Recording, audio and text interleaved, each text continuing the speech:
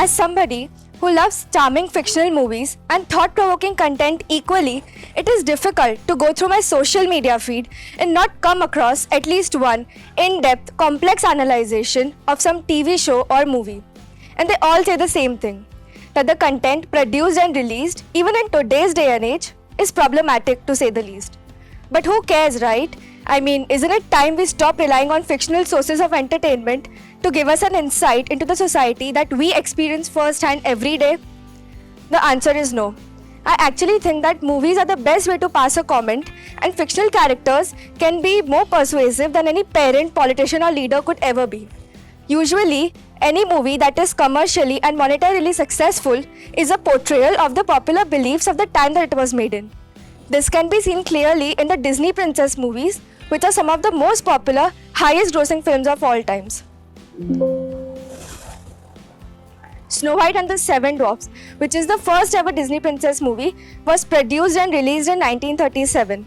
Women in this time were taught that their place is in their home, and Snow White is the perfect representation of that.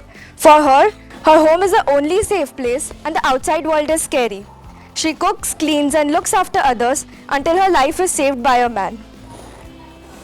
The Little Mermaid, which was released in 1981, in this time, idea of a woman's role outside of her home and family was becoming more and more popular, and this can be seen in this movie clearly.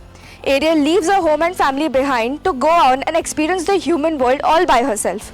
But when she does become human, what is she searching for? A man. The 1900s were nearly over and the world still believed that a woman's greatest purpose in life was finding love and getting married.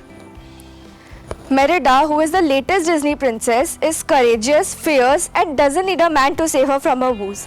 This reflects the ideology of the current generation, where a woman completely independent of men is becoming more and more acceptable.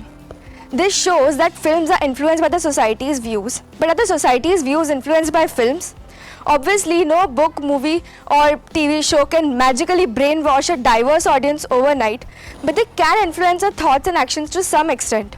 I, for example, did my hair with a hairbrush instead of a comb for 2 months after I first watched The Little Mermaid.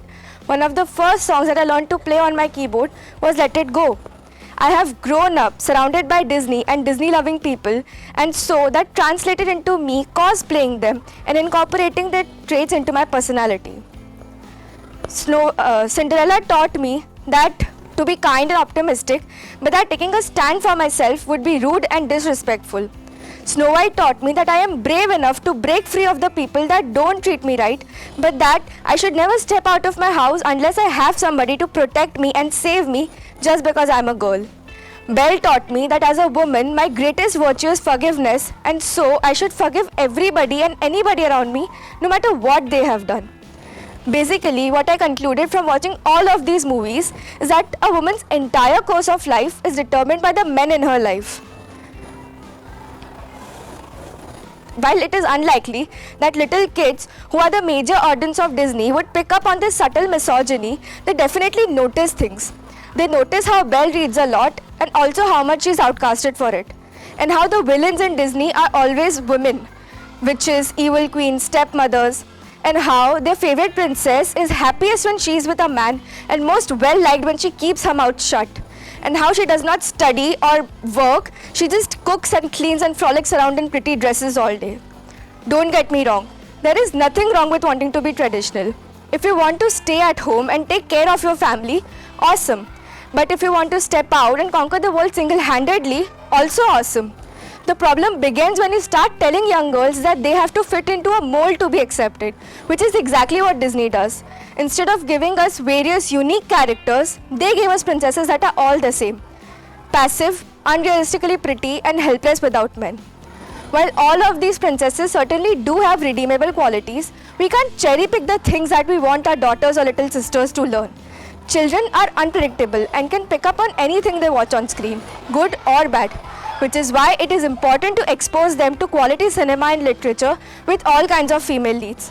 When it comes to role models, let them pick one from the thousands of women making their mark in all fields every day, from traditional homemakers to unconventional politicians and athletes.